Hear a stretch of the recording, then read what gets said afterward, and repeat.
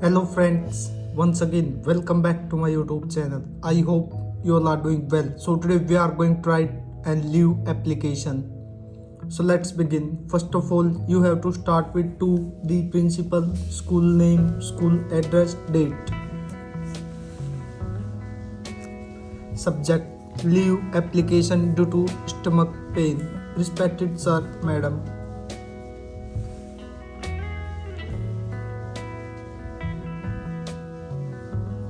With due respect, I would like to inform you that I am suffering from severe stomach pain since last night.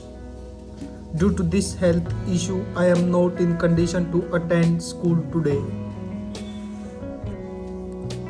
Therefore, I kindly request you to grant me leave for one day so that I can take proper rest and follow the doctor's advice. I shall be grateful for your support.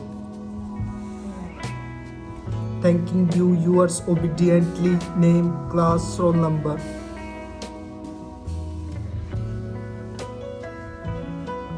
Thanks for watching my video. Please like, share and subscribe. Thank you.